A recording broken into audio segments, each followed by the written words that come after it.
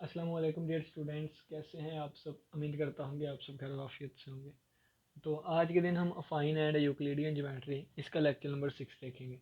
Lecture number 5 में हमने vector space क्या होती है इसके रिलेटेड कुछ एग्जांपल्स अपने से की थी। आज के दिन हम अफाइन एंड यूक्लिडियन ज्योमेट्री इसका लेक्चर नंबर 6 देखेंगे। और आज के दिन हम mathematically method by S M Yusuf इस बुक का चैप्टर नंबर 6 वेक्टर स्पेस वहाँ से हम एग्जाम्पल्स करेंगे। ठीक है। लेक्चर नंबर 5 में हमने वेक्टर स्पेस सीखी और कुछ एग्जांपल्स बाहर से की थी। आज के लेक्चर में हम mathematically method by S M Yusuf इस बुक से एग्जांपल्स करेंगे। ठीक है। तो सबसे पहले हमें वेक्टर स्पेस के बारे में पता होना चाहिए, वेक्टर स्पेस क्या होती है। तो यहाँ पे मैं साइड पे आपको वेक्टर स्पेस के बारे में बता देता हूँ। ठीक है। वेक्टर स्पेस क्या होती है, वेक्टर स्पेस क्या होती है। वेक्टर स्पेस एक नॉन एम्प्टी सेट वी होता है। ठीक है, एक नॉन एम्प्टी सेट वी होता है और एक फील्ड ली जाती है, एक फील्ड ली जाती है। इस पे 9 प्रॉपर्टीज सेटिस्फाई करवाने से पहले पहले ना इस पे एक बाइनरी ऑपरेशन एडिशन वाला अप्लाई किया जाता है वी से लेके वी तक। ठीक है। और फिर एक बाइनरी ऑपरेशन जो है वो मल्टीप्लिकेशन डिफाइन करवाया जाता है जो कि फील्ड का एक एलिमेंट होता है और एक एलिमेंट वी का होता है। आंसर दोबारा वी में से आना चाहिए। अगर ये दो फंक्शन जो है ये सेटिस्फाई कर जाएं, ये दो फंक्शन डिफाइन हो जाए तो फिर हम 9 प्रॉपर्टीज सेटिस्फाई करते हैं। ठीक है। तो उसमें सबसे पहले आता है, यानी कि इसे मैं प्रॉपर्टी नंबर 5 प्रॉपर्टीज का नाम दूंगा। कौन कौन सी। वी अंडर एडिशन जो है ये अबिलियन ग्रुप होना चाहिए। क्या होना चाहिए, अबिलियन ग्रुप होना चाहिए। Abelian group. अबिलियन ग्रुप का मतलब है कि इसमें ना हमारे पास 5 प्रॉपर्टीज आनी चाहिए। वो 5 कौन सी है। सबसे पहली तो क्लियर लॉ है। क्लियर लॉ हमें क्या कहता है, वो यहाँ पे मैं सिर्फ और सिर्फ प्रॉपर्टीज लिखने लगा हूँ। ठीक है। नाम नहीं मैं लिखूंगा, नाम लिख। क्लियर लॉ क्या कहता है कि आप कोई भी दो वेक्टर्स लें जिसे मैं v1 v2 का नाम दे दूंगा। ठीक है। ये चीज़ें आपने कहाँ से ली हैं, v में से ली है। तो for all element of v1 v2 belongs to v, अगर इन दोनों को प्लस करेंगे ना तो उसका आंसर भी v में से ही आना चाहिए। ठीक है। तो मैं इसके आगे लिख देता हूँ, इसके मैं आगे लिख देता हूँ कि जब v1 और v2 को ऐड करेंगे तो इसका आंसर भी इसी में से आना चाहिए। ठीक हो गया। सेकंड पे आप देखें तो ये हमारे पास 3 एलिमेंट्स के लिए होता है, v1 v2 और v3। ठीक है। अब 3 एलिमेंट लिए हैं और v1 प्लस v2 करें और बाद में v3 करें, या फिर v1 प्लस v2 और v3 करें, इन दोनों का आंसर सेम आना चाहिए। ठीक है। तो ये एसोसिएटिविटी लॉ होता है। थर्ड पे हमारे पास आता है आइडेंटिटी आनी चाहिए हमारे पास, यानी कि अगर हमारे पास एक v1 वेक्टर है ना तो उसमें एक ऐसा वेक्टर आना चाहिए कि उसमें ऐड करें तो v1 पे कोई भी फ़र्क ना आए। ठीक है। और v1 क्या है, v1 हमारे पास एक ऐसा वेक्टर है जो कि v से बिलोंग करता है। नेक्स्ट प्रॉपर्टी हमारे पास थी कि v1 पे एक ऐसा वेक्टर अप्लाई करूं कि दोबारा आइडेंटिटी आ जाए। ठीक है। तो ये for all v1 belongs to v। ठीक है।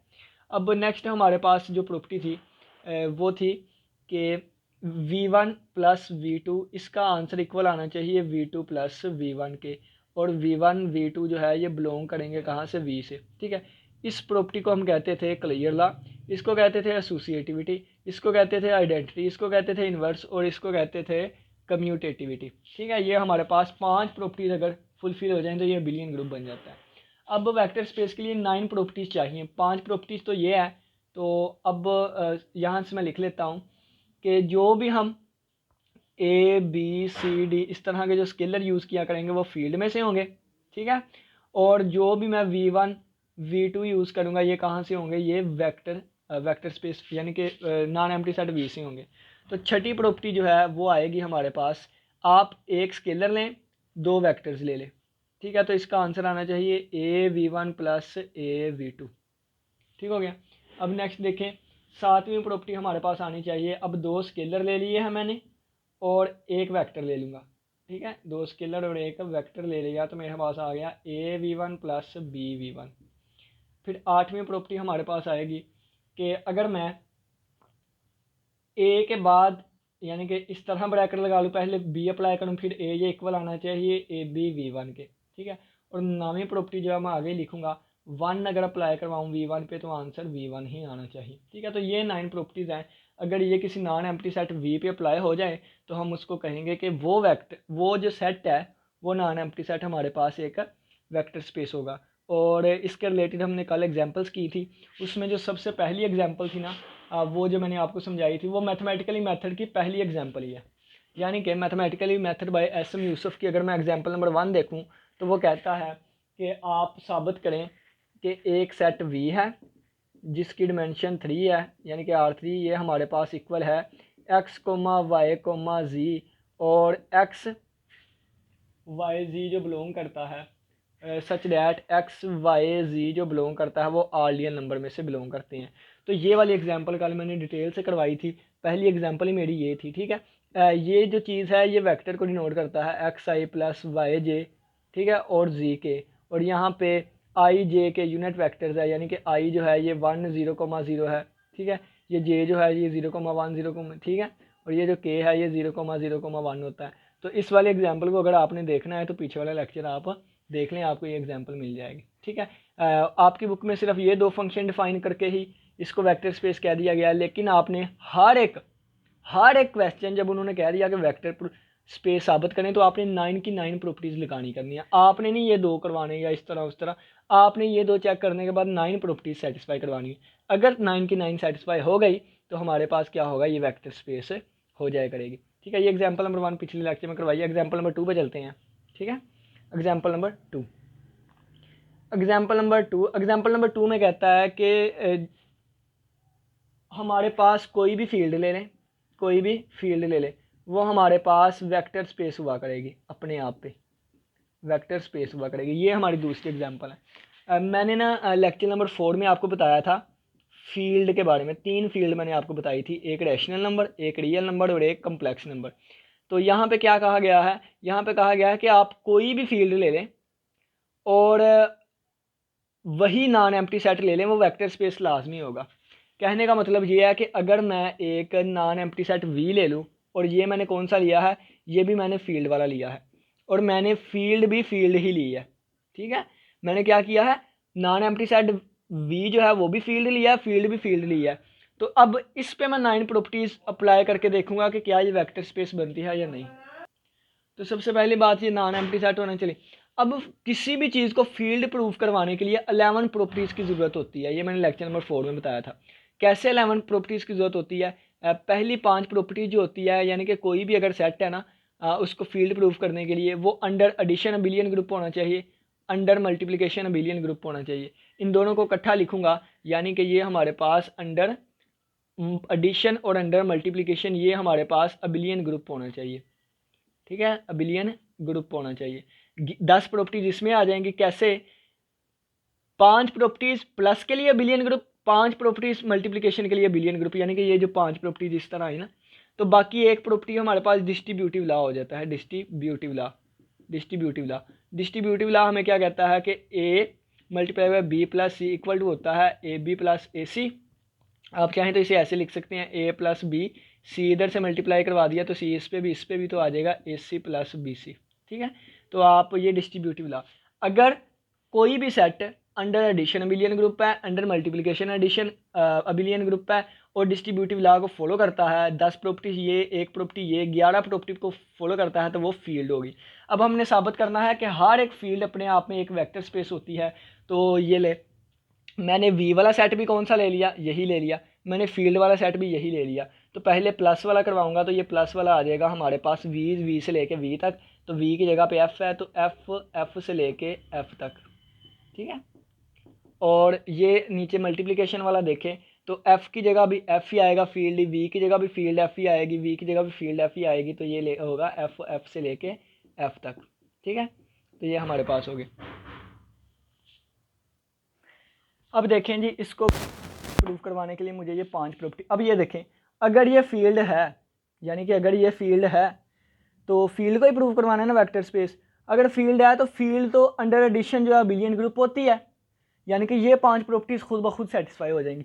तो पहली 5 प्रॉपर्टीज़ खुद ब खुद सेटिस्फाई हो जाएंगी, यानी कि वेक्टर स्पेस, यानी कि ये जिसको हम एफ कह रहे हैं, ये जो वी है ये अबिलियन ग्रुप होगा, ये बिलियन ग्रुप होगा। 5 प्रॉपर्टी सेटिस्फाई होगी। क्यों, ऑटोमेटिकली इस वजह से सेटिस्फाई हुई क्योंकि जिसको हम प्रूव करवाना चाह रहे हैं वो पहले 11 प्रॉपर्टीज होल्ड करता है, तो उनमें से जो 5 प्रॉपर्टीज़ हैं वो सेम हो गई। ठीक है, अब छठी प्रॉपर्टी पे चलते हैं। कौन सी प्रॉपर्टी? नंबर 6 पे। 6 वाली प्रॉपर्टी हमें कहती थी कि आप इस तरह v1 प्लस v2, ठीक है, और ये किसके इक्वल आना चाहिए? ए v1 प्लस ए v2 के इक्वल आना चाहिए। ठीक है, अब देखें ये एलिमेंट कहाँ से ले रहे हैं? ये भी फील्ड से ले रहे हैं ना, तो मैं इस एलिमेंट को b का नाम दे देता हूँ, इसको c का। ठीक है, क्योंकि फील्ड के एलिमेंट स्केलर होते हैं, फील्ड के एलिमेंट स्केलर होते हैं। तो ये हमारे पास आ जाएगा, ये देखें ना मैंने यहाँ पे लिखा भी था, ये देखें ए बी सी क्या है, ये एफ से बिलोंग करेंगे, क्या ये स्केलर के स्केलर होंगे। ठीक है, v1 v2 वेक्टर्स होंगे। यहाँ पे v को भी फील्ड लिया जा रहा है तो इसके भी, तो ये हमारे पास क्या बन जाएगा, यानी कि ये चीज़ हमने साबित करवानी है, ए बी प्लस ए सी, ये हमने प्रूव करवाना है। अगर ये प्रूव हो गया तो ये छठी प्रॉपर्टी सेटिस्फाई हो जाएगी। तो मैंने फील्ड, ये देखें ये फील्ड के लिए लेके चल रहा हूँ ना, तो ये प्रॉपर्टी यहाँ पे लिखी नहीं हुई, यानी कि अगर किसी चीज़ को मैं फील्ड कह रहा हूँ तो ये प्रॉपर्टीज़ भी उसमें खुद ब खुद सेटिस्फाई हो जाएगी। ठीक है, ये वाली प्रॉपर्टी। अब 7वीं प्रॉपर्टी पे चलता हूँ। 7वीं प्रॉपर्टी हमें कहती थी a multiply by v1 plus v2, बल्कि 7वीं प्रॉपर्टी हमारे पास आती थी a प्लस b, इसको v1 से मल्टीप्लाई करवाते थे तो आ जाता था a v1 plus b v1। अब ये देखें, अब यहाँ पे v1 क्या है? v1 तो इस वेक्टर का एलिमेंट होता था ना, ये भी फील्ड है तो इसका एलिमेंट क्या होगा? एक स्केलर ही होगा, तो मैंने इसकी जगह पे c लिख दिया, यानी कि AC प्लस BC, यही चीज़ मैंने प्रूव करवानी है। और ये भी तो फील्ड में फॉलो होती है। अगर किसी चीज़ को फील्ड कह दिया तो ये 11 प्रॉपर्टीज़ लाजमी फुलफिल होंगी। वेक्टर स्पेस के लिए प्रूव करवाना चाह रहा हूँ तो ये ऑटोमेटिकली उसमें चीज़ें आई जा रही हैं। ठीक है, ये भी प्रूव करवाने की ज़रूरत ही नहीं है, अगर वो फील्ड है तो सेटिस्फाई करती होगी। ठीक है, अब 8वीं प्रॉपर्टी पे चलते हैं। कौन सी? 8वीं प्रॉपर्टी।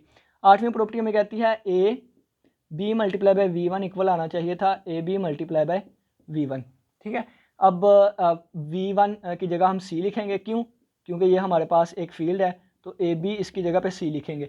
तो आप देख लें, कोई भी रियल नंबर उठा लें, कोई भी कम्प्लेक्स नंबर उठा लें, कोई भी रियल नंबर, कोई भी ये रैशनल नंबर उठा लें, तो ये हमारे पास लाजमी इस चीज़ को फॉलो करेगा। अब कैसे करेगा मैं आपको, अब इस फील्ड में हमने क्या पढ़ा था? ये अंडर एडिशन भी अबिलियन ग्रुप है, अंडर मल्टीप्लिकेशन भी अबिलियन ग्रुप है। ठीक है, जब अंडर मल्टीप्लिकेशन भी अबिलियन ग्रुप होगा तो अंडर मल्टीप्लिकेशन में दूसरी प्रॉपर्टी जो है वो एसोसिएटिव लॉ की आएगी। वो लॉ क्या कहता है? ए बी सी है इस तरफ ब्रैकेट लगा दें, या ए बी सी है इस तरफ ब्रैकेट लगा दें।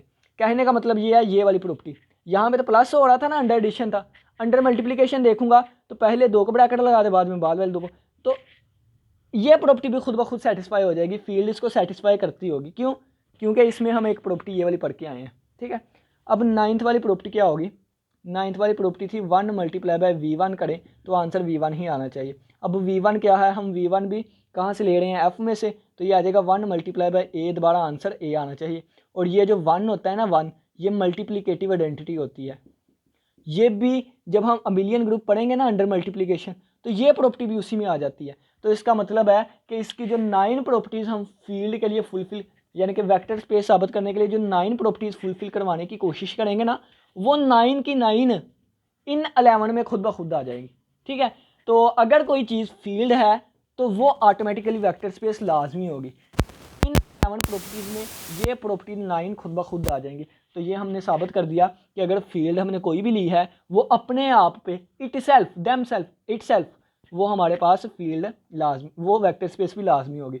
अगर क्यू है तो वो क्यू से वेक्टर स्पेस होगी, वो आर है तो R over R vector space होगी। अगर कम्प्लेक्स नंबर है तो वो complex number over complex number हमारे पास एक फील्ड होगी। हाँ, अगर मैं ये कह लूँ, यहाँ पे एक छोटी सी एग्जांपल दे देता हूँ। अगर मैं ये कह लूँ कि v मैंने ले लिया है इरेशनल नंबर और फील्ड मैंने ले ली है रियल नंबर, तो फिर ये नहीं होगी, एक जैसी ही दोनों चीज़ें लेनी है। अगर रैशनल नहीं है तो ये भी रैशनल, अगर ये लगे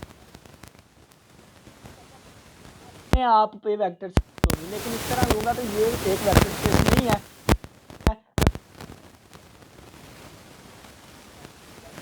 छोटा सेट, हम एक बड़े सेट पे वेक्टर स्पेस प्रूव नहीं करवा सकते।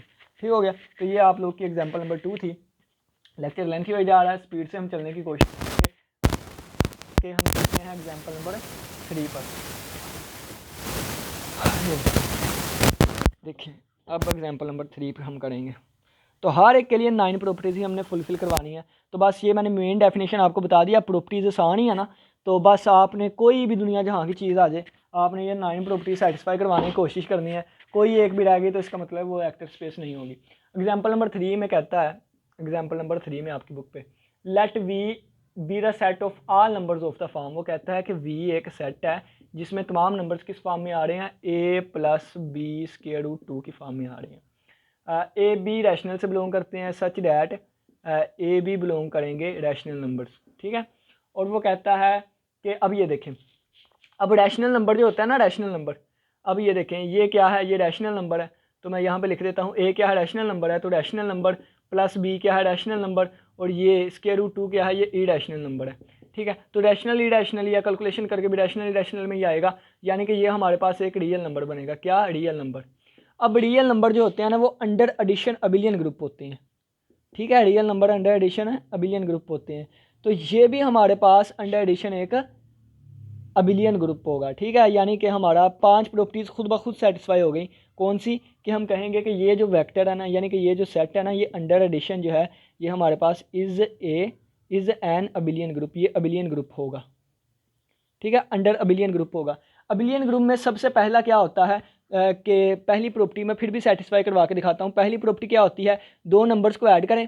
तो एक नंबर मैंने ले लिया a1 plus b1 square root 2, ये एक नंबर इसी में से लिया, दूसरा नंबर भी इसी में से लूँगा, आ जाएगा a2 plus b2 square root 2। इन दोनों को ऐड करूँगा ना, वो भी इसी में से आंसर आना चाहिए। तो देखें a1 प्लस a2 ये आ गया हमारे पास, और plus b1 plus b1 plus b2 और इसके साथ स्क्वायर रूट 2। तो देखें दोबारा वही नंबर इस फॉर्म में आ गया, ए की जगह ये है, बी की जगह पे ये लिखा स्क्वायर रूट 2। तो इसका मतलब है क्लियर लॉ होल्ड कर गया।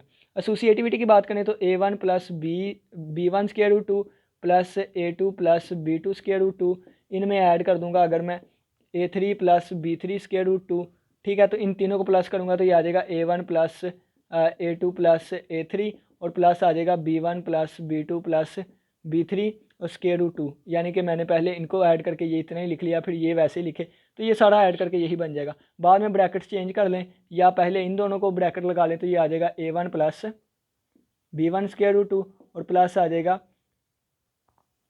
a2 प्लस a3 और plus b2 plus b3 square root 3।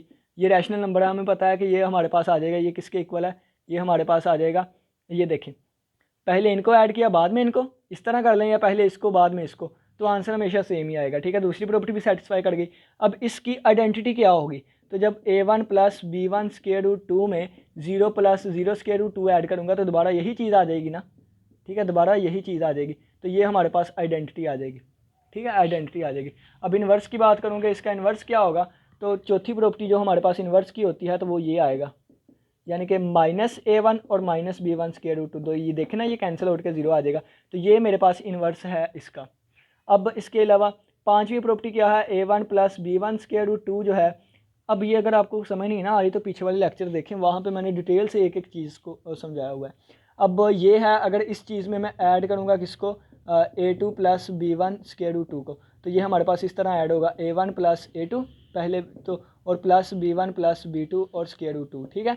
अब इसको मैं लिख सकता हूँ a2 प्लस a1, और इसको लिख सकता हूँ b2 प्लस b1 और इसका स्क्वायर रूट 2, ठीक है। तो आप इसको लिख सकते हैं a2 और प्लस b2 स्क्वायर रूट 2, और इसको लिख सकते हैं a1 plus b1 square root 2। तो ये पहले क्या आ गया, ये वाला नंबर, बाद में ये आ गया। तो हमने प्रूफ कर दिया कि पहले ये बाद में ये, या पहले ये बाद में ऐड करें तो आंसर सेम आता है। 5 प्रॉपर्टी सेटिस्फाई हो गई, यानी कि ये अबिलियन ग्रुप है, ठीक है। आगे वाली प्रॉपर्टीज़ जो हैं वो भी आप उसको इजीली लेके चल सकते हैं। आगे वाली जो प्रॉपर्टीज़ होंगी ना, कौन कौन सी, मैं बताता हूँ आपको आगे वाली प्रॉपर्टीज़ कौन सी होंगी। उसमें आप कोई भी एक नंबर लें, फ़र्ज़ किया आप a1 ही ले लेते हैं, a1 नहीं मैं x कह लेता हूँ, कोई भी एक नंबर, ये भी हमारे पास स्केलर ही होगा। कोई भी एक नंबर ले लें, बाद में उसको इस नंबर पे मल्टीप्लाई करवा दें, यानी कि मैं कहूँ कि x प्लस वाई जो है इसको मल्टीप्लाई करवा दें इस पर a1 plus b1 square root 2, ठीक है। तो इसका आंसर इक्वल आएगा x multiply by a1 plus x multiply by b1, और यानी कि इसके इक्वल आएगा, और plus Y multiply by a1 plus Y multiply b1 plus square root 2, ठीक है, इसके इक्वल आएगा। अब ये हमारे पास छठी प्रॉपर्टी कह ले, सातवीं प्रॉपर्टी x मल्टीप्लाई होगा इस पे a1 plus b1 square root 2 और plus a2 plus b2 square root 2। जब एक्स इस पे मल्टीप्लाई होगा तो ज़ाहिर सी बात है इस पे लहदा आ जाएगा, इस पे लहदा। तो आगे वाली प्रॉपर्टीज आसान ही है। 8वीं प्रॉपर्टी अगर हम देखें तो आ जाएगा X Y multiply by A1 plus B1 square root 2। इसका आंसर इक्वल आना चाहिए किसके, X multiply by Y multiply by A1। तो ये रैशनल नंबर्स हैं, रियल नंबर में सारा कुछ ये फॉलो करता है। तो ये भी हमारे पास नॉन प्रॉपर्टी फुलफिल हो जाएंगी, तो ये हमारे पास क्या होगी, वेक्टर स्पेस हो जाएगी। ठीक है, तो एग्जांपल नंबर 3 भी हमारी कंप्लीट हो जाएगी, ये भी एक वेक्टर स्पेस होगी। बड़ी बड़ी एग्जांपल में चलता हूँ, ये तो सिंपल सादा आसान सी बातें हैं। नेक्स्ट एग्जांपल नंबर 4 है। एग्जांपल नंबर 4 है कितनी, मैं ये देख लूँ,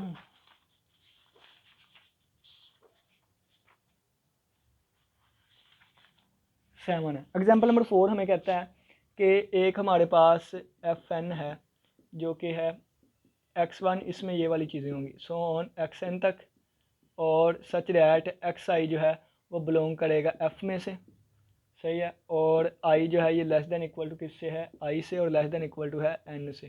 ठीक है, और चलें जी, यही बताया गया हमें। और f क्या है, एक फील्ड है। f क्या है, ये हमारे पास एक फील्ड है। ठीक है, फील्ड कोई भी हो सकती है। जब वो f लिख दिया करेंगे ना तो इसका मतलब है फील्ड वो रैशनल नंबर भी हो सकती है, रियल भी और कम्प्लेक्स नंबर भी। तो चलिए आइए हम स्टार्ट करते हैं। सबसे पहले दो ऑपरेशन, एक प्लस का एक मल्टीप्लिकेशन का।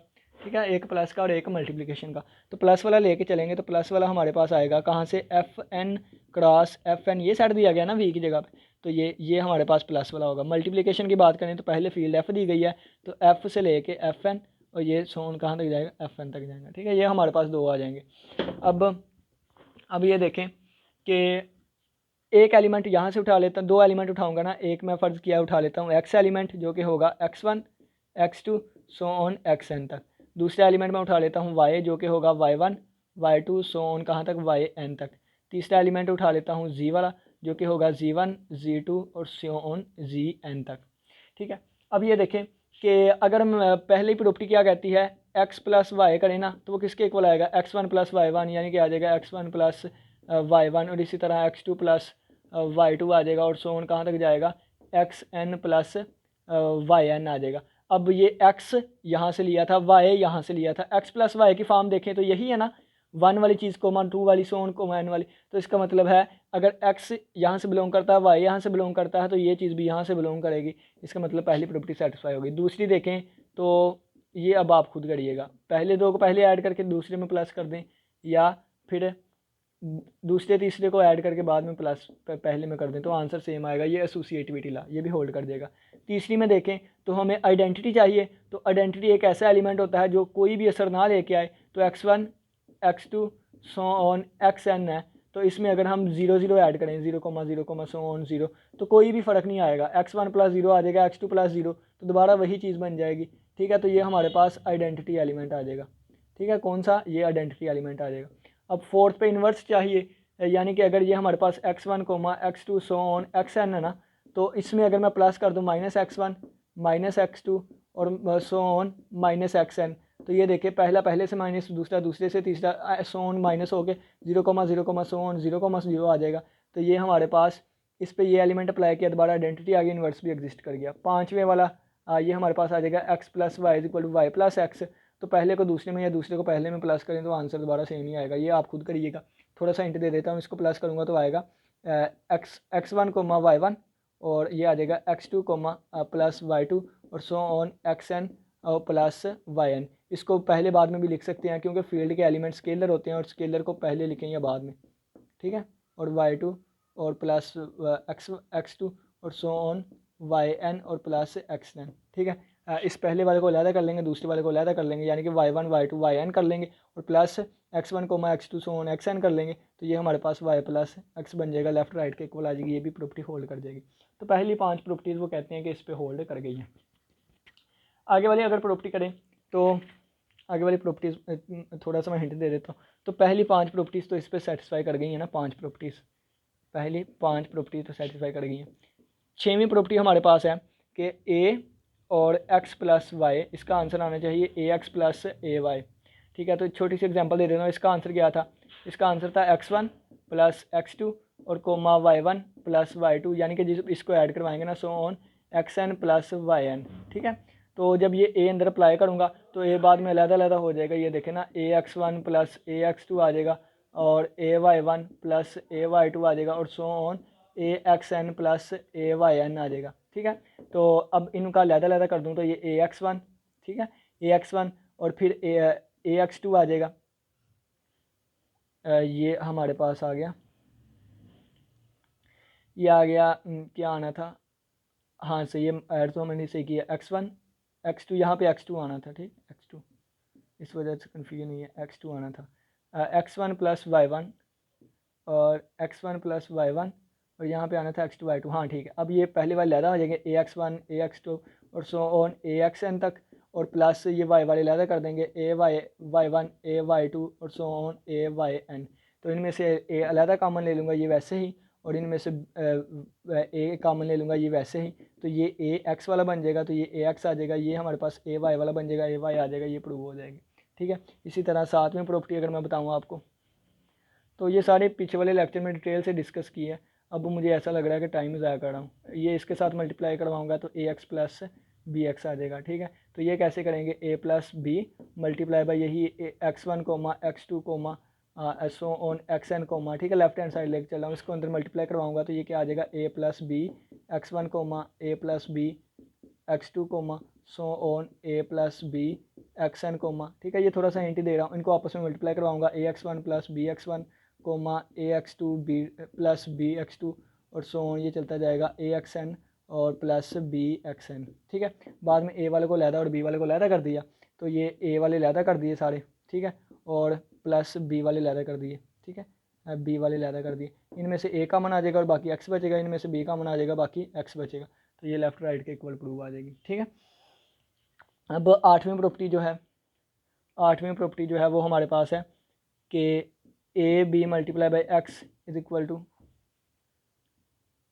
AB multiply by x is equal to A B इकट्ठा लिख दें x, तो ये भी सिंपल है, मल्टीप्लाई करके ना बाद में उनको बाहर निकाल लीजिएगा। नौवीं प्रॉपर्टी है 1 multiply by x is equal to x ही आना चाहिए, तो ये 1 मल्टीप्लाई बाई इसकी जगह पे X1 comma X2 so on XN, under multiply करूँगा तो 1 multiply by X1 comma 1 multiply by X2 comma so on 1 multiply by XN, तो 1 मल्टीप्लाई करवा के X1 comma X2 so on XN बन जाएगा, तो ये दोबारा किसके इक्वल आ जाएगा, X के, तो ये 9 प्रॉपर्टी सेटिस्फाई हो जाएंगी। तो एग्जांपल नंबर 4 में भी हमने साबित कर दिया कि ये फील्ड हो जाएगी। अब यहाँ पे ना एक उन्होंने बहुत प्यारी चीज़ लिखी हुई है, यहाँ पर आ जाते हैं, हमने कह दिया कि ये वेक्टर स्पेस है, फील्ड नहीं वेक्टर स्पेस। ठीक है, तो ये हमारा साबित हो गया, 9 प्रॉपर्टीज़ फुलफिल हो गई है ना, तो ये एक एक करके लिखने लग पड़ूंगा तो बहुत लेंथी हो जाएगी। ठीक है, तो अब ये हमारा प्रूव हो गया, लेकिन अगर मैं फील्ड को आर के इक्वल ले लूँ, यानी कि रियल फील्ड ले लूँ, तो ये बन जाएगा रियल नंबर्स। ठीक है, अब ये बन जाएगा X1 कोमा X2 और सो ऑन कितना XN बन जाएगा, और सच दैट XI बिलोंग किससे करेगा, अब फील्ड की जगह R लिया है, रियल नंबर में से बिलोंग करेंगे, और 1 जो है वो less than equal to I से और ये less than equal to N से। ठीक है, अब ये देखें, अब ये Rn जो है, Rn ये n डिमेंशन है, ये डिमेंशन को शो करता होता है n, ये क्या है डिमेंशन कितनी है n, डिमेंशन कितनी है n है, तो रियल नंबर्स nth डिमेंशन जो है ये वेक्टर स्पेस होगा रियल नंबर का, यानी कहने का मतलब है R1 कह लें, R2 कह लें, R3 कह लें, R4 कह लें, सो ऑन Rn कह लें, ये सारी वेक्टर स्पेस होंगी किस पे, इस R पे। तो ये जो n वाली है ना, इसको एक स्पेशल नाम दिया गया n डिमेंशनल यूक्लिडियन स्पेस। ठीक है, इसको स्पेशल नाम कौन सा दिया गया, n डिमेंशनल यूक्लिडियन स्पेस दिया गया। आप R1 कह लें, ये भी R पे वेक्टर स्पेस होगी, R2 ले लें यानी कि V की वैल्यू V R2 कह लें, यानी कि देखें ना V जो है मैं R2 कह रहा हूँ, और ये वेक्टर स्पेस होगी ओवर फील्ड R। ठीक है, और या मैं इसको R3 कह दूँ, ये भी वेक्टर स्पेस होगी, 4 कह दूँ ये भी इस पर होगी, 5 कह दूँ ये भी, अगर मैं N कह दूँ तो ये भी होगी, जो कि अभी अभी हमने प्रूफ किया है। ठीक है, और ये हमारे पास Euclidean n dimension Euclidean space कहलाएगी। ठीक है, तो ये हमारे पास एग्जांपल नंबर 4 थी। नेक्स्ट टाइम चलते हैं एग्जांपल नंबर 5 पर। तो ये मैं थोड़ा थोड़ा हिंट ही दे रहा हूँ, आप बड़े स्टूडेंट हैं, छोटे तो नहीं कि मैं एक एक चीज़ करवाऊँ, क्योंकि फिर तो वीडियो बहुत ज़्यादा लेंथी हो जाएगी। एक एग्जाम्पल को हो तो मैं एक एग्जाम्पल को ही एक्सप्लेन करके 30 मिनट का लेक्चर कर दूँ, लेकिन आप लोगों को सिर्फ थोड़ा सा यानी कि राह दिखानी है, आगे आप लोगों ने खुद करना है।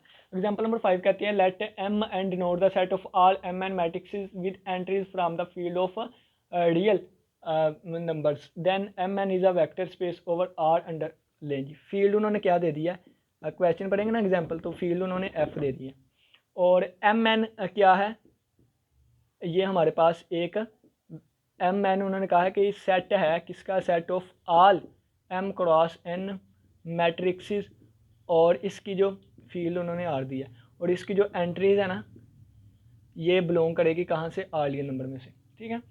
और इसने कहा है कि ये जो है ये यानी कि एम जो है एम क्रॉस एन ये हमारे पास वेक्टर स्पेस होगा ओवर फील्ड आर के, ठीक है, ओवर फील्ड आर के।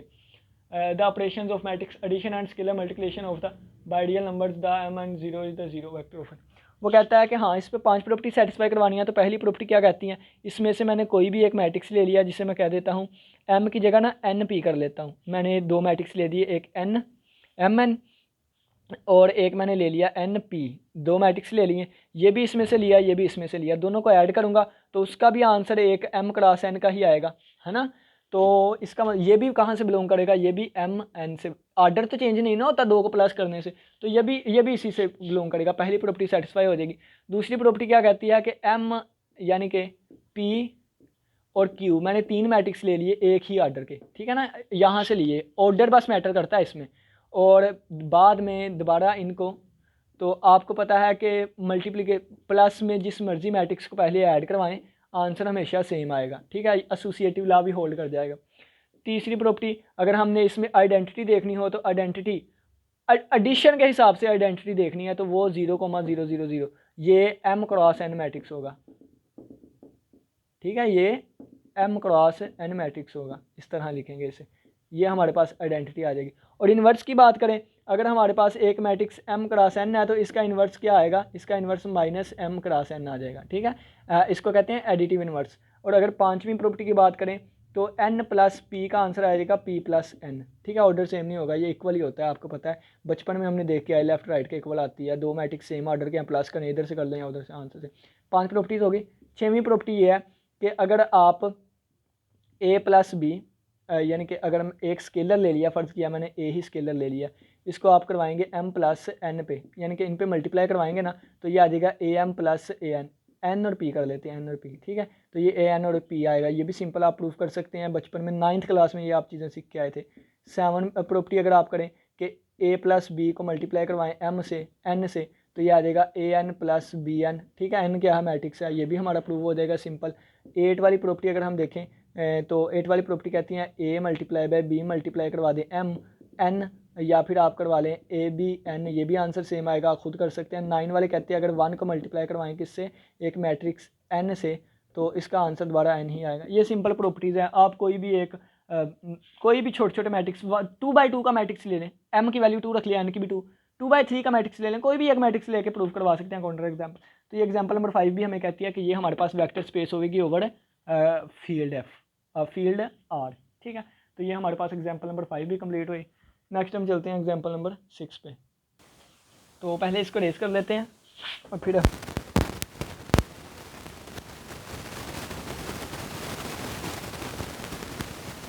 जितनी भी हमने एग्जाम्पल की उसमें 9 प्रॉपर्टीज़ ही फुलफिल करवाने की कोशिश की। 9 प्रॉपर्टीज़ आती हो ना तो हम हर एक क्वेश्चन को प्रूव करवा सकते हैं ये वेक्टर स्पेस है कि नहीं। तो एग्जाम्पल नंबर 6 वो कहता है कि हमारे पास ना एक सेट है पोलिनोमियल्स का सेट है, ठीक है। उसमें हमारे पास किस किस्म की, हमारे पास इस तरह की चीज़ें मौजूद है, a1x प्लस a2x और एक्स स्क्वायर और प्लस सोन कहाँ तक गया, an x की पावर n तक गया, और जो ए आई है ये बिलोंग करेंगे कहाँ से, फील्ड में से, ठीक है। और फील्ड यहाँ पे क्या ली गई है, over a field F in a variable x is an expression of the form, field यहाँ पे नहीं बताई गई, ठीक है, कौन सी है। तो देखें यहाँ पे फील्ड एफ ही बस है। सबसे पहले देखें कि स्टार्ट करते हैं। इसमें ना इसमें से मैं दो एलिमेंट्स उठाऊंगा, ठीक है, दो पोलिनोमियल्स उठाऊंगा। तो पहली प्रॉपर्टी तो ये है ना क्लियर लॉ, तो क्लियर लॉ होल्ड करवाने लगा हूँ। पहला फ़र्ज़ किया मैंने पी क्यू उठा लिया, क्यू किसके इक्वल है, वो a0 प्लस, या पी ही उठा लिया मैंने, ठीक है, दोबारा यही एलिमेंट उठा सकते, पी ही मैंने ले लिया, एक पी ऑफ एक्स मैंने एक ले लिया पी ऑफ एक्स, तो वो किसके इक्वल होगा, a0 plus a1x plus a2x square और प्लस सोन मैंने ले लिया an x की पावर n, ठीक है। अब एक क्यू ऑफ एक्स ले लूँगा जो कि होगा a0 plus a1x plus a2x square और सो ऑन an x की पावर n, दोबारा मैंने यही ले लिया। अब यहाँ पे ए यहाँ पे ए नहीं यूज़ करता, यहाँ पे बी यूज़ कर लेता हूँ, यानी कि कोएफिशिएंट चेंज कर देता हूँ।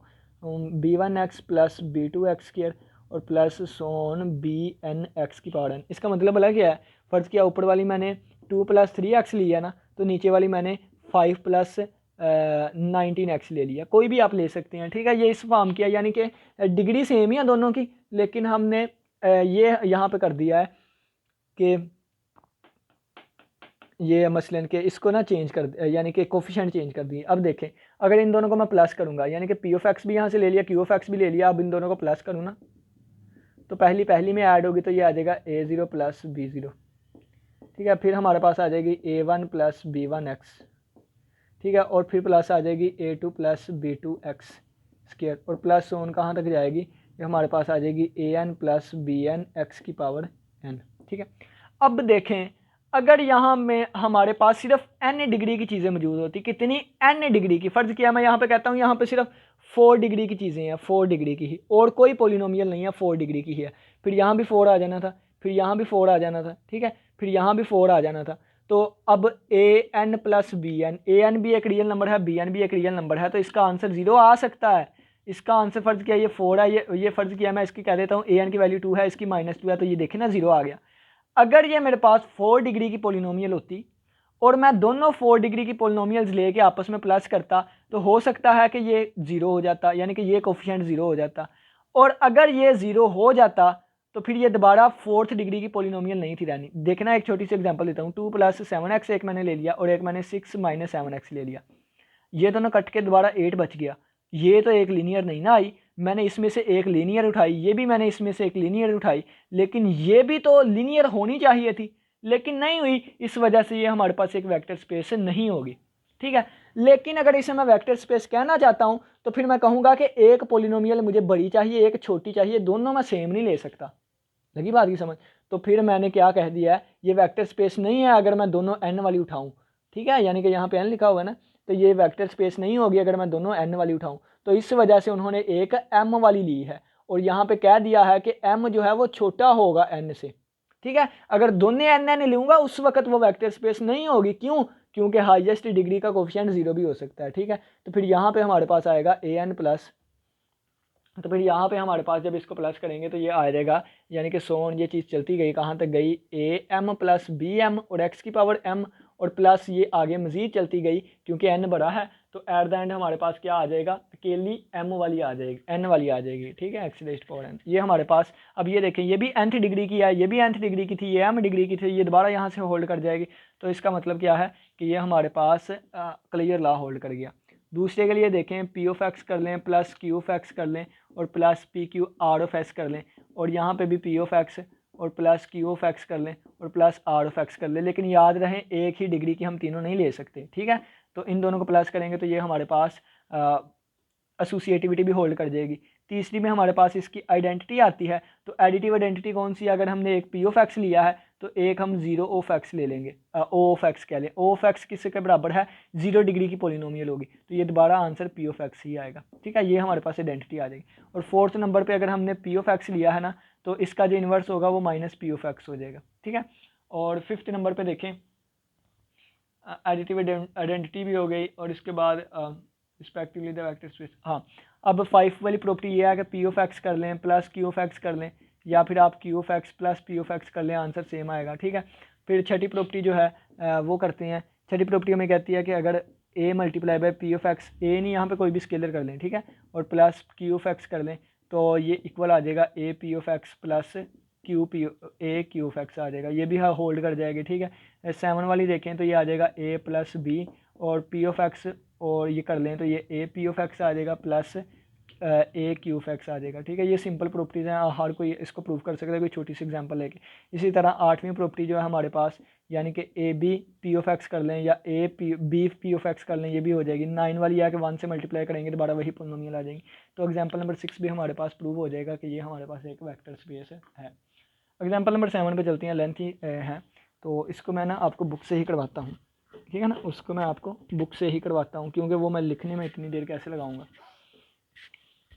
तो बुक से ही करवाता हूँ। एग्जाम्पल नंबर 7, पता नहीं आप लोग को नज़र आएगा नहीं। अब ठीक है। एग्जाम्पल नंबर 7 में कहता है let X be any non empty subset of R. X क्या है, एक सबसेट लिया गया है आर का, ठीक है। और उसने कहा है कि V be the set of all functions, और कहता है कि वी जो है ना ये ऑल फंक्शंस होंगे जो कि एक्स से लेके आर तक होंगे। We define addition and scalar multiplication. Addition multiplication किसे कहते हैं, जो मैंने दो फंक्शंस बताए हैं ना आपको, ये वाले यहाँ पे, ये वाले जो दो फंक्शंस बताए हैं, एक एडिशन, इसको कहते हैं एडिशन, और इसको कहते हैं स्केलर मल्टीप्लिकेशन, ठीक है। तो यही उन्होंने बताया गया है।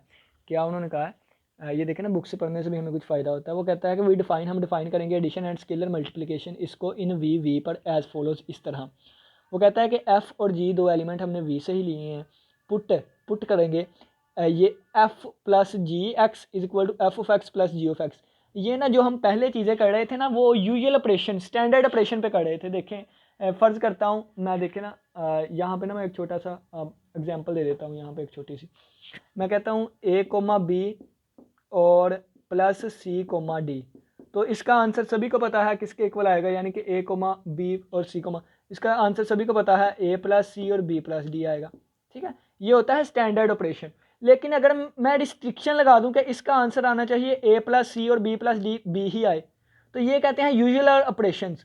अगर वो यानी कि ये होते हैं कि वो खुद रिस्ट्रिक्ट करके देते हैं। जो पहले मैंने किया ए प्लस सी और बी प्लस डी, इसको कहते हैं स्टैंडर्ड ऑपरेशन, जो कि सभी को पता है कैसे होंगे। लेकिन अगर वो इस तरह अपने से कोई दे दे तो फिर इसको हम लेके चलना पड़ता है। तो यहाँ पे उन्होंने अपने से ही दिए हैं, लेकिन दिए तो स्टैंडर्ड ही है ना। तो उसको देखते हैं उन्होंने कौन से हमें दिए हैं ऑपरेशन। तो इस पर हम चलते हैं। उन्होंने हमें ये वाले ऑपरेशन दिए हैं। वो कहते हैं कि अगर एफ और जी को ऐड करें ना एक्स के साथ, तो ये F of X plus G of X आ जाएगा। और अगर ए एफ एक्स हो ना, तो इसको हम ए एफ ऑफ एक्स भी लिख सकते हैं। ये हमें एडिशन के लिहाज से, ये मल्टीप्लिकेशन के हिसाब से दिया है। पहली प्रॉपर्टी देखें, ये हमारे पास पहली प्रॉपर्टी उन्होंने कहा कि अगर फंक्शन डिफाइन हो गया तो क्लियर लॉ खुद ब खुद होल्ड हो जाएगा। दूसरी प्रॉपर्टी आए तो एफ प्लस जी प्लस एच, तो इसको चलते बाद में उन्होंने प्रूव कर दिया ये साइड इसके इक्वल होगी, यानी कि ये वाली साइड जो है ना इसके इक्वल होगी। तो एक एक स्टेप लेके चलेंगे, आपको सारी समझ आएगी। इसका मतलब दूसरी प्रॉपर्टी होल्ड करेगी। तीसरी प्रॉपर्टी आइडेंटिटी थी, तो यहाँ पे आइडेंटिटी जीरो ऑफ एक्स आएगा, ठीक है। एक ऐसा फंक्शन जो कि जीरो है, किसी में भी ऐड करें आंसर जीरो ही आएगा। तीसरी प्रॉपर्टी। चौथी इन्वर्स होता है तो एफ का इन्वर्स माइनस एफ होगा, एडिटिव इन्वर्स माइनस वाला होता है, ठीक है। चौथी प्रॉपर्टी भी होगी। पांचवी कम्यूटेटिव लॉ है, तो ये कम्यूटेटिव लॉ उन्होंने कहा है कि ये देखें F plus G of X को लेकर चला था, G plus F of X answer आ गया। तो इसका मतलब कि ये पांचवी प्रॉपर्टी भी सेटिस्फाई हो गई। So we under addition is an abelian group, ये बिलियन ग्रुप बन गया, ठीक है। बाकी कितनी प्रॉपर्टी रह गई, चार, वो स्केलर मल्टीप्लिकेशन वाली थी। उन्होंने कहा है कि for the other axioms of the vector, F G vector से बिलोंग कर रहे हैं, ए रियल नंबर में से बिलोंग कर रहा है, ठीक है। ए जो है वो फील्ड से लिया गया है, स्केलर लिया गया है, फील्ड से बिलोंग करेगा। तो ये देखें, ए को पहले एफ और जी से मल्टीप्लाई करवाया तो आंसर किसके इक्वल आ गया, ए एफ प्लस ए जी के, ठीक है। ये स्टेप बाय स्टेप आपको सारी समझ आएगी। तो ये हमारे पास छवीं प्रॉपर्टी भी सेटिस्फाई करेगी। ये सातवीं प्रॉपर्टी है, ए प्लस बी, दो स्केलर ले लिए, एक एफ ले लिया, तो ये सातवीं प्रॉपर्टी भी सेटिस्फाई कर जाएगी। आठवीं property A multiply by B O F लिखा है, तो बाद में हमारे पास ये क्या आ जाएगा, ए बी इकट्ठा और एफ, ये हमारे पास आठवीं प्रॉपर्टी भी सेटिस्फाई कर जाएगी। नामी जो है वन से मल्टीप्लाई करेंगे दोबारा एफ ही आएगा, नामी प्रॉपर्टी भी सेटिस्फाई करेंगे। तो ये हमारे पास क्या हो गया, ये एक वेक्टर स्पेस बन गई। तो 9 प्रॉपर्टीज़ हमारी इस पर सेटिस्फाई होगी। तो आपकी बुक पे ये चीज़ें एक एक लिखी हुई है। अब देखिए ये थ्योरम्स नीचे आ गए हैं। तो थ्योरम्स तो बहुत ज़्यादा सिंपल सादा आसान है ये भी। तो इसके बाद हमारा सबसे पे स्टार्ट होगा। थ्योरम हमें क्या कहता है, पहला थ्योरम हमें कहता है कि जीरो के साथ अगर नल वेक्टर ए के साथ किसी स्केलर के साथ नल वेक्टर को मल्टीप्लाई करवाएं ना, तो दोबारा आंसर नल मैट्रिक्स ही आएगा। दूसरा कहता है जीरो के साथ अगर कोई वेक्टर को मल्टीप्लाई करवाएं ना, तो इसका भी आंसर नल मैट्रिक्स आएगा। देखे यहाँ पे ए स्केलर है, पहले में ए स्केलर है और जीरो मैट्रिक्स से मल्टीप्लाई करवाया तो आंसर एक वेक्टर ही आए, ठीक है ना। आपको बताया ना स्केलर को वेक्टर से मल्टीप्लाई करवाऊँ तो आंसर एक वेक्टर ही आएगा। अब यहाँ पे क्या करवाया, जीरो को एक वेक्टर से मल्टीप्लाई करवाया तो आंसर नल वेक्टर आएगा। दो बातें मैं यहाँ पे दोनों बताता हूँ, दो बातें दोनों बताता हूँ। एक ये है कि आप 2 को मल्टीप्लाई करवाएं 0i plus 0j plus 0k से, तो आंसर क्या आएगा, जीरो मैट्रिक्स आएगा, 0i plus 0j plus 0k। एक तो ये प्रॉपर्टी है। दूसरी प्रॉपर्टी वो कह रहा है कि अगर आप 0 को मल्टीप्लाई करवाएं किससे, 2i plus 3j plus 4k, तो इसका आंसर भी क्या आएगा, 0i plus 0j plus 0k। क्यों, क्योंकि जब ये इनसे मल्टीप्लाई होगा। तो ये बताया है अगर स्केलर को नल मैट्रिक्स से मल्टीप्लाई करवाएं नल मैट्रिक्स आएगा, ठीक है, या जीरो को नॉन नल जो नल नहीं है उससे मल्टीप्लाई करवाएं तो आंसर नल ही आएगा। ये ऊपर वाला पहला है, दूसरा वाला दूसरा थ्योरम है, ठीक है। ये वाला थ्योरम यहाँ पे लिखे हुए हैं, पहला दूसरा थ्योरम हो गया। तीसरा वो कहता है कि स्केलर के साथ ए माइनस लगा दें या वेक्टर के साथ लगा दें, वो इसी तरह सेम आपस में इक्वल होती है। अगला वाला थ्योरम कहता है कि ए वी जो है उसका आंसर 0 आ जाएगा, या तो ए 0 होगा या वी, यानी कि पहले दो को कंबाइन कर दिया कि 0 आंसर उस वक्त आएगा या ए 0 होगा, तो यहाँ पे देखें ए 0 लिख दिया गया, या ऊपर वेक्टर 0 हुआ करेगा। तो ए वी का आंसर अगर 0 आता है तो या ए 0 हुआ करेगा या वी 0। तो अगर ए 0 है तो दूसरा थ्योरम, अगर वी 0 है तो वो पहला थ्योरम। और नीचे लिखा गया है कि A multiply by V minus U करोगे, यू माइनस वी करोगे तो ये आंसर आएगा A U minus A V. तो ये सारा उनका थ्योरम प्रूफ्स लिखे हुए हैं, तो एक एक स्टेप से आप इनको लेके चलेंगे तो आपका ये सारा हो जाएगा कंप्लीट। ठीक है, तो लेक्चर लेंथी हो रहा है, इसी के साथ इजाज़त दीजिए। अल्लाह हाफिज़। अल्लाह ने के बाद वैसे भी 2 सेकंड